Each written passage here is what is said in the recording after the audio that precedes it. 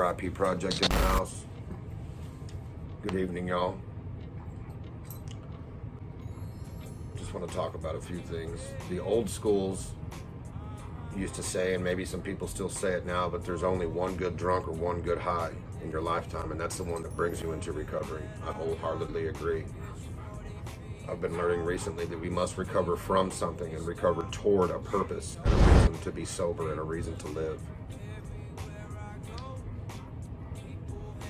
That purpose for me is to spread the message, which is the 12th step of the 12-step programs.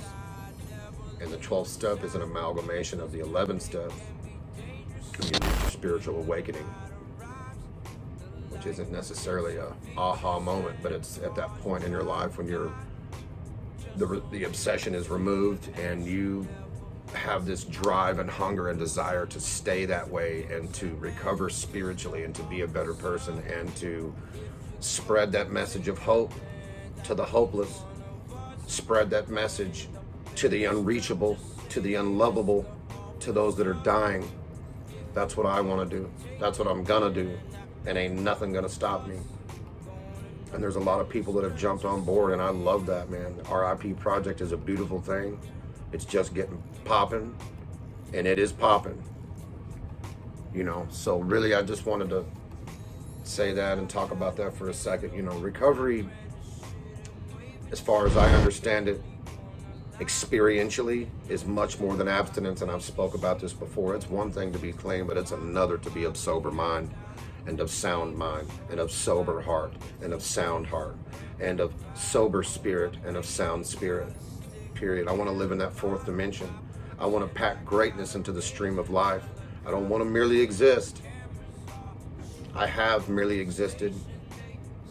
I have been a walking zombie for most of my life. I have squandered an intelligence that few have. I have squandered a spirit and a motivation and a determination that some struggle with. I've been blessed in many ways and gifted in many others. And I've just thrown it to the side. And the lives that I could possibly help, I didn't care about until now, and I do regret that. I do have regrets, but I don't beat myself up over them. What I'm fully prepared to do is make a living amends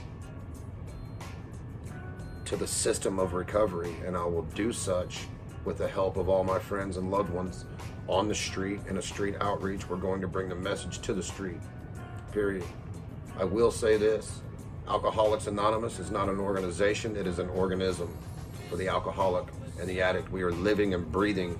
It is a living, breathing thing that is saving thousands of lives and millions of lives and has done so since the 1930s, period. Statistically, only 6 people out of 100 are going to recover. And I don't like that, because in the 1930s when they were writing the book, statistically 76% of people were recovering. I don't know what changed the game. I have some ideas, but I'm not of an authority to really get into that. I have some opinions on it, and really I'd like to only deal in facts, as my sponsor would say. Anyways, I love you guys. I want you to think about what recovery means to you. I want you to think about what recovery means to society and to the world. People are dropping like flies, and it's making me sick in my heart. And I've got to do whatever it takes to stop that. R.I.P. Project in the house.